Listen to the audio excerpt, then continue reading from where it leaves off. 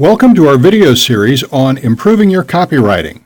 In this video, we'll offer an overview of getting more responses from your written copy.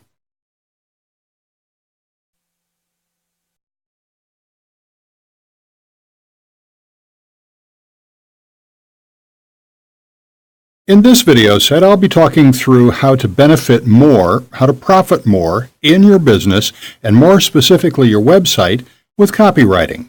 What this video set isn't is an all questions answered copywriting course, because that's beyond the scope of these videos, and there are many products and even websites that offer great information on copywriting. So if you're new to the subject, or you're interested in really getting into the nitty-gritty of the subject, then there are many good courses for that.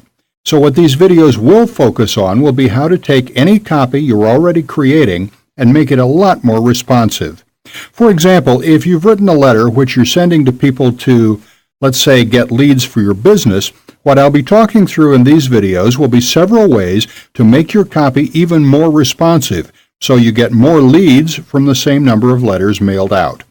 Let's say you mail out 1,000 letters and you're initially getting a 1% response, so you're getting 10 leads.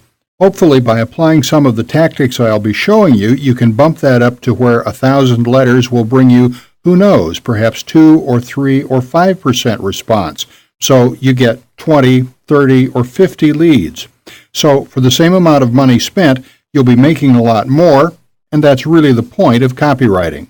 It's the presentation on the page, either the web page or the printed page or even an email.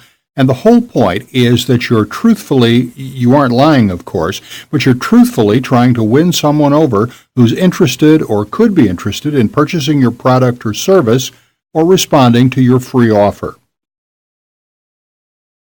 People say that copywriting is really your sales presentation in print, your presentation. The drawback is that you don't get feedback from the person who's reading it, whereas in face-to-face sales or even telephone sales, you get feedback and you can respond and change your presentation according to what people are saying. You can't do that with a written word, of course. And that means you have to think of every possible objection beforehand and try to overcome those objections, and you have to be as clear as possible right from the start about exactly who you're writing to. So what I'll be talking you through is taking existing copy, or you can even apply these tactics to copy you haven't written yet, by just implementing them into your copywriting task and into the tasks of creating and reviewing and finalizing the copy. And of course, copy is never really finalized. You can always keep testing new headlines, for example, new offers, and keep incrementally improving it. Basically, what I'm trying to say here is that this set of videos takes new or existing copy and aims to make it a lot more powerful, so for the same expenditure, you get a more positive response. And when I say expenditure, I mean advertising expenditure, or the cost of sending out X number of letters to prospects, or the expense of buying Google AdWords to send traffic to your website. And what I'm going to be talking through can be applied to any sort of sales copy. Again, I say sales copy, but it's really any kind of copy where you're trying to convince someone to take the action you want. For example, it could be a small amount of copy, such as an AdWords ad, which is basically just 2 lines, or 3 lines if you include the headline. Or, of course, it could be an email, or a website selling a product or a service, or even a website trying to get leads for something as generic as mortgages, trying to get mortgage leads online. And as I already mentioned, it could be a letter. It could be a postcard. And even though writing for those different types and amounts of copy are different, you know that how you structure a postcard is going to be quite different from how you structure a letter, but the elements are largely the same. And you could say in a way that what goes in a postcard is what goes in a letter.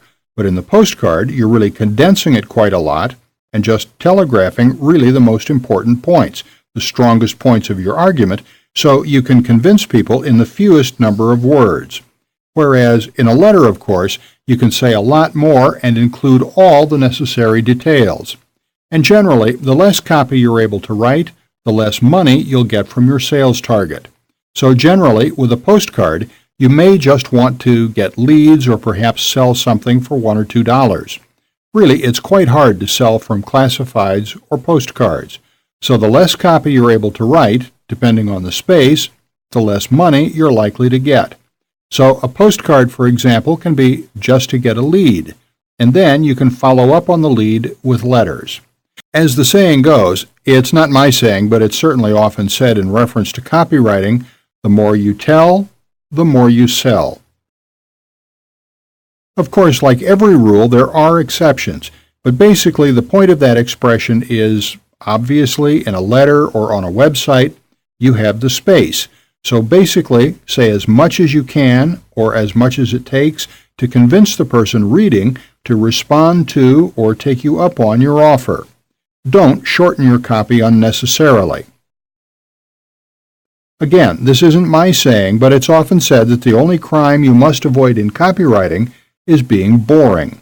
It doesn't matter how long your copy is, but you don't want it to be boring. There are even letters that are 30-plus pages long, selling seminars for several $1,000s, and generally, you need a lot of copy to sell something that's that expensive. So you need to include every single detail, every single counter-argument to objections, and so on.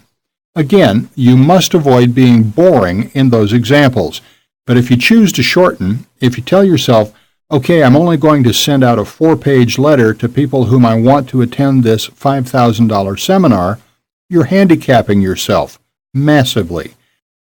So don't shorten what you're saying just to keep the message shorter, because if what you're saying is interesting and relevant to them, people will read it.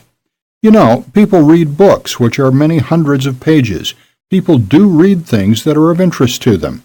And again, the crime is being boring. So you want to avoid boring copy, but don't shorten your copy unnecessarily.